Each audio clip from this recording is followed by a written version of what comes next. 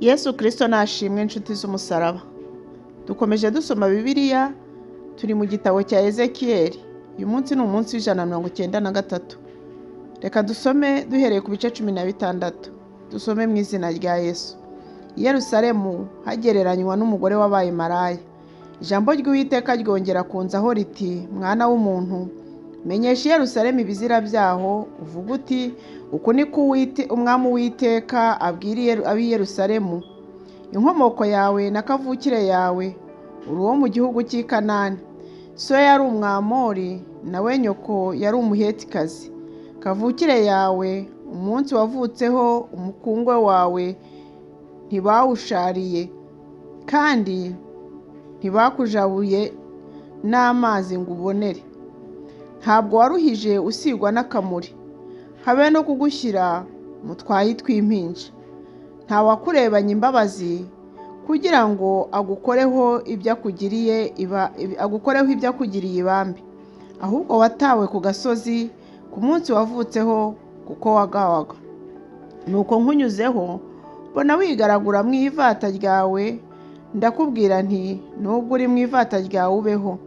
Ni ukuri narakubwiye nti nubwo uri mu ivata ryawe ubeho. Nakugwije nk'ibimera mu murima, uragwira kandi urakura, ugira uburanga buhebuje. Amabere yawe arashimangira n'umusatsi wawe urakura, ariko wari waratawe ari ntacyo wambaye. Nuko nkunyuzeho ndakwitegereza, mbona ugeze mu gihe cyo kubengukwa, maze ngutwikiriza umwitero wanjye, nambika ubwambure bwawe, ndetse narakurahiye nsezerana nawe, maze uba uwanjye, niko umwami Uwiteka avuga. Mpera ko nkuhagiza amazi, ni ukuri nkuhagiraho amaraso yawe rwose, kandi nkuhezuza amavuta, maze nkwambika imyambaro ifite amabara ateye ibika, gukwetesha inkweto z'impu za tahashi, ngukenyeza imyambaro y'ibitare myiza, kandi ngutwikiriza iya hariri. Nkurimbishisha iby'umurimbo kandi nkwambika ibitare by'izahabu ku maboko n'umukufi mu ijosi ryawe, kandi nshyira impeta ku zuru ryawe n'impeta zo ku matwi n'ikamba ryiza ku mutwe wawe. Uko niko warimbishishijwe izahabu n'ifeza, kandi imyambaro yawe yari ibitare byiza na hariri n'amabara ateye ibika. Wajyaga urya iby'ifu y'ingezi n'ubuki n'amavuta ya elayo, kandi wari ufite uburanga buhebuje, urahirwa ndetse umera nk'umwamikazi. Maze kwamamara kwawe kugera mu mahanga bitewe n'ubwiza bwawe, kuko bwari buhebuje, bwunguwe n'icyubahiro cyanjye naguhaye, niko umwami Uwiteka avuga. Ariko wiringiye ubwiza bwawe, maze usambana ubitewe no kogezwa kwawe, ubusambanyi bwawe ubuha abahisi bose ubuwabo. Nuko wenda mu myambaro yawe kandi wiremera insengero zo mu mpinga z'imisozi, uzirimbishisha amabara ataramwe, maze uzisambaniramo. Nta bimeze nk'ibyo bizaba ngo bimere bityo. Kandi wajyanye impeta zawe nziza z'izahabu yanjye n'ifeza yanjye, ibyo naguhaye, ubyiremeramo ibishushanyo by'abagabo ngo usambane nabo.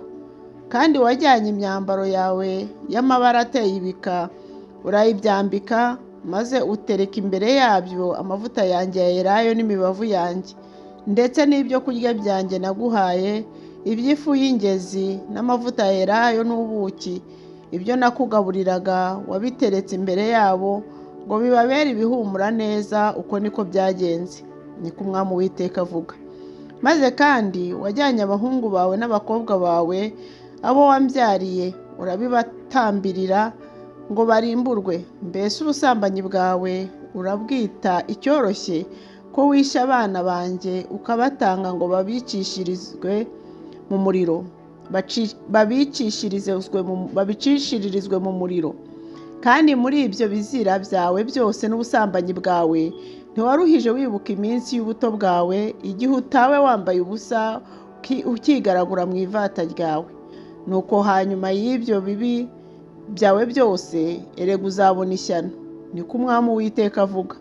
Wiyubakiye inzu aharengeye, kandi wishyirira ingoro mu nzira zose. ingoro zawe wazubatse mu mahuriro y'inzira hose, ubwiza bwawe buhindura ikizira, kandi watambikirije uhita wese ugwiza ubusambanyi bwawe, kandi wasambanye n'abanyegiputa b'abaturanyi bawe n'ibifufumange ugwiriza ubusambanyi bwawe kundakaza. Nuko rero dore muramburiyeho ukuboko kwanjye, kandi igerero ryawe ry'ibyo kurya ndarigabanije. Ndagutanze ngo abakwanga bakugenze uko bashaka, ari bo bakobwa b'Abafilisitiya bakojejwe isoni n'imigenzereze yawe mibi. Kandi wasambanye na Ashuri, kuko ari ntabwo unyurwa. Ni ukuri wasambanye nabo, ariko ntiwanyurwa, maze kandi wakwije ubusambanyi bwawe mu gihugu cy'i Kanani ugeze i Bukaludaya, nyamara nabo ntibarakunyura. Umwami Uwiteka aravuga ati, umutima wawe ko utihanganye ugakora ibyo byose, umurimo w'umugore w'igishegabo cya maraya, kuko wiyubakiye inzu aharengeye mu mahuriro y'inzira hose, ukiremera ingoro mu nzira zose, ndetse ntumere nk'abandi bamaraya, kuko utita ku bihembo, ahubwo uri umugore w'umugabo, kandi ugasambana ukaryamana n'abashyitsi aho kuryamana n'umugabo wawe. Abamaraya bose barahembwa, ariko wowe uhemba abasambane bawe bose, ukabagurira kugira ngo bakuzeho baturutse impande zose ngo basambane nawe. Ubusambanyi bwawe buciye ukubiri n'ubw'abandi bagore, kuko ari ntawe wagukurikiranaga ngo musambane, ahubwo utanga ibiguzi ariko weho ntugurirwe. Nicyo gituma ucishije ukubiri n'abandi. Nuko rero wa musambanyi we, umva ijambo ry'Uwiteka. Uku ni ko Umwami Uwiteka avuga ngo, kuko ibiteye ishozi byawe byasheshwe hasi, ibiteye isoni byawe bigatwikururwa bitewe n'ubusambanyi wagiranaga n'abakunzi bawe, no kubw'ibigirwamana byose by'ibizira byawe n'amaraso y'abana bawe wabihaye. Dore ngiye kuguteraniriza abakunzi bawe bose hamwe, abakunezezaga n'abo wakundaga bose, n'abo wangaga bose nzabaguteranirizaho, baguturuke impande zose, maze ntwikururire ibiteye isoni byawe kugira ngo babirebe byose. Kandi nzagucira urubanza ruhwanye n'urw'abagore basambana kandi bakavusha amaraso, kandi nzakuvusha amaraso nkurakariye kandi ngufuhira. Maze nzagutanga mu maboko yabo, nabo bazarimbura ya nzu yawe y'aharengeye, basenye n'ingoro zawe, kandi bazakwambura imyambaro yawe, bagucuze n'ibintu byawe byiza by'umurimbo, maze bagusige bagutamuruye kandi wambaye ubusa. Bazaguteza n'igitero, maze bagutere amabuye kandi bagusogotesha inkota zabo. Amazu yawe bazayatwika bakugezeho ibihano uri imbere y'abagore benshi. Nanjye nzatuma utongera gusambana, kandi ntuzongera gutanga ibiguzi byabyo ukundi. Uko niko nzakuruhuriraho uburakari bwanjye, ifuha ryanjye rigushirireho, maze ntururukwe ne kongera kurakara, kuko utibutse iminsi yo mu buto bwawe, ahubwo ukandakarisha ibyo byose. Nuko rero dore nanjye ngiye kuguherereza imigenzereze yawe ku mutwe wawe, kandi ibyo bibi n'ibizira byawe byose ntabwo uzongera kubikora ukundi, niko Umwami Uwiteka avuga. Dore uca imigani wese azagucira umugani ati, nyina w'umukobwa ni ubutarutana. Uri uwa nyoko, wanga umugabo we n'abana be, kandi uri umwe na bene nyoko banze abagabo babo n'abana babo. Nyoko yari umuhetikazi, nawe so yari umwamori. Kandi mukuru wawe ni Samariya uturanye ibumoso bwawe n'abakobwa be, na murumuna wawe utuye iburyo bwawe ni Sodomu n'abakobwa be. Nyamara ntiwagendeye mu nzira zabo, cyangwa ngo ukurikize ibizira byabo gusa, ahubwo nk'aho wabigaye ngo byoroshye, warabarengeje wiyanduza mu nzira zawe zose. Umwami Uwiteka aravuga ngo, ndirahiye yuko Sodoma murumuna wawe we n'abakobwa be batagenje nkawe n'abakobwa bawe. Dore iki ni cyo gicumuro cya murumuna wawe Sodomu, ubwibone n'ibyo kurya byinshi n'ubukire bwe n'ubw'abakobwa be, kandi ntiyakomezaga ukuboko kw'abakene n'indushyi. Bari abirasi, maze bakorera ibizira imbere yanjye, nuko mbibonye mpera ko mbakuraho. Ndetse na Samariya ntabwo yakoze ibyaha bingana n'igice cy'ibyawe, ariko weho wagwije ibizira byawe kubarusha. Ibizira byawe byose wakoze bituma ukuza bene nyoko ho urubanza, nawe ukozwe n'isoni ubwawe, kuko wahaye urubanza bene nyoko kubw'ibyaha byawe wakoze birusha ibyabo kuba bibi, bakurushije gukiranuka. Ni ukuri umware kandi ukorwe n'isoni, kuko wakuje bene nyoko ho urubanza.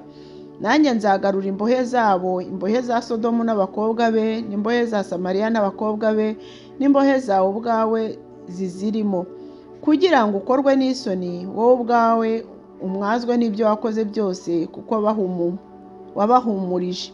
Kandi bene nyoko Sodomu n'abakobwa be bazongera kumera nk'uko bahoze, na Samariya n'abakobwa be nabo bazongera kumera nk'uko bahoze, kandi wowe n'abakobwa bawe muzongera kumera nk'uko mwahoze. Murumuna wawe Sodoma ntiwabaraga inkuru ze mu gihe cy'ubwibone bwawe, ibibi byawe bitaramenyekana, nko mu gihe cy'ibikozasoni by'abakobwa b'i Siriya n'iby'abamukikije bose, abakobwa b'Abafilisitiya bagushinyagurira baguturutse impande zose.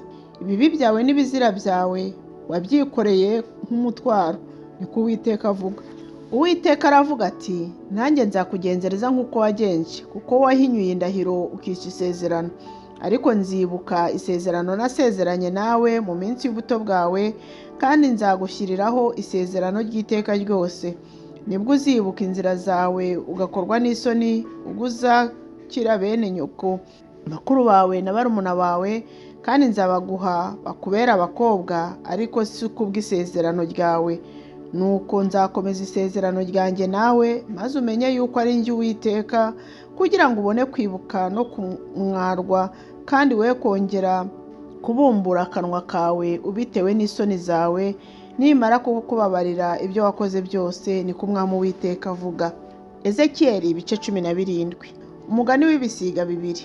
Maze ijambo ry'Uwiteka rinzaho riti, mwana w'umuntu, sakuza kandi ucire inzu ya Isiraheli umugani uti, uku niko Umwami Uwiteka avuga ngo, igisiga kinini gifite amababa manini kandi maremare n'amoya menshi n'amabara ataramwe, cyaje i Lebanoni kijyana ishami ryo mu bushorishori ry'umwerezi, kiwukokoraho ihage ryo mu bushorishori bwawo, kirijyana mu gihugu cy'ubucuruzi, maze kirishyira mu mudugudu w'abagenzi. Kijyana no ku mbuto zo mu gihugu, kiyitera mu butaka burumbuka hafi y'amazi menshi, kiba ariho kiyishyira, kiyitera nk'umukinga, maze iramera iba umuzabibu mugufi ugaba amashami. Amashami yawo yerekera icyo gisiga, nayo imizi yawo ishora munsi yacyo. Nuko iba umuzabibu, umeraho amashami kandi ushibukaho amahage. Kandi n'ikindi gisiga kinini gifite amababa manini n'amoya menshi, nuko umuzabibu ukirandiraho imizi yawo, kandi ukerekeza amashami yawo uri mu mayogi yayo watewe kugira ngo kiwuvomerere. Watewe mu butaka bwiza hafi y'amazi menshi, kugira ngo umere amashami kandi were imbuto, ube n'umuzabibu mwiza. Uvuga uti, uku niko Umwami Uwiteka avuga ngo, mbese uzatoha ntikizarandura imizi yawo yose, kikawushikuzaho imbuto kugira ngo wume, ibibabi bitoshye byose birabe, ndetse kurandurana n'imizi yawo ntibyagomba ukuboko gukomeye cyangwa abantu benshi. Mbese ko watewe uzatoha, ntuzuma rwose. Umuyaga w'iburasirazuba nuwugeraho, uzumira mu mayogi aho wakuriye. Ijambo ry'Uwiteka ryongera kunzaho riti, nuko ubwire iyo nzu y'abagome uti, mbese ntimuzi uko uwo mugani usobanurwa?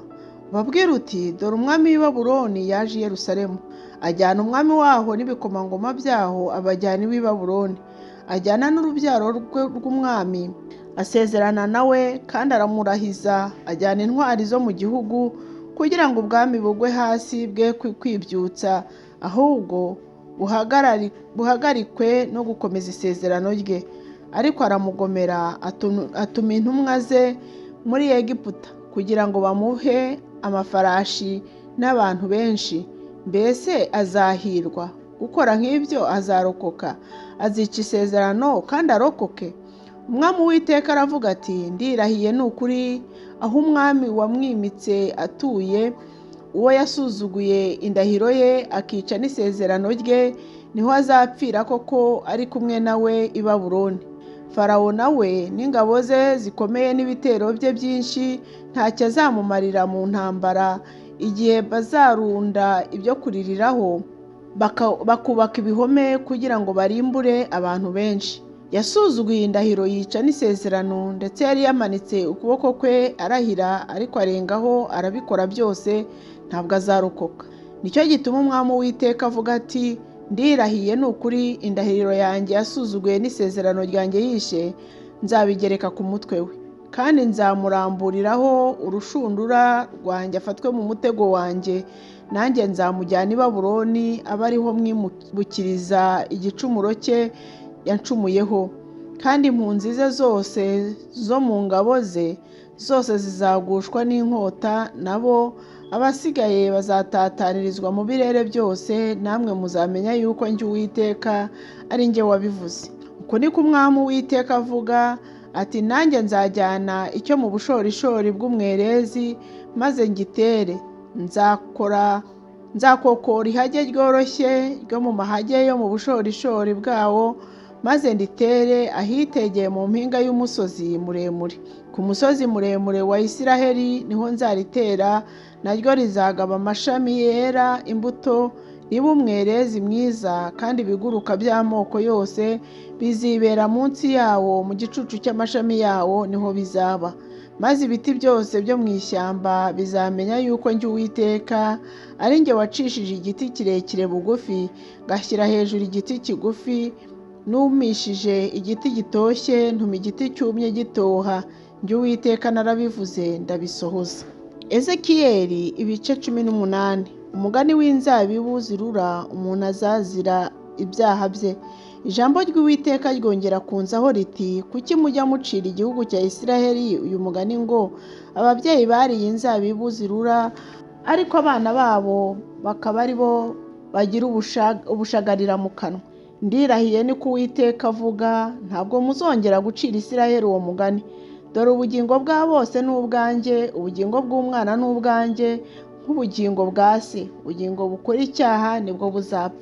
Ariko umuntu niba ari umukiranutsi agakora ibitunganye bihwanye n'amategeko, kandi akaba atagaburiye imandwa ku murinzi ushinzwe mu mpinga y'umusozi n'ibigirwamana by'inzu ya Isiraheli, ntabyuburire amaso, kandi akaba atanduza umugore w'umuturanyi we, ategereye umugore uri mu mugongo, ari ntawe yagiriye nabi, ahubwo akaba yarashubije ingwate uwayimugwatirije, kandi ari ntawe yariganije, ahubwo akagaburira abashonji, akambika abambaye ubusa, kandi ntagurize kubona indamu y'ubuhenzi cyangwa kwaka umuntu birenze urugero, ahubwo akarinda ukuboko kwe ikibi, kandi umuntu uburana n'undi akabacira urubanza rutabera, akagendera mu mategeko yanjye, agakomeza amateka yanjye, kandi akaba n'umunyamurava, uwaba ari umukiranutsi ni ukuri azabaho, niko umwami Uwiteka avuga.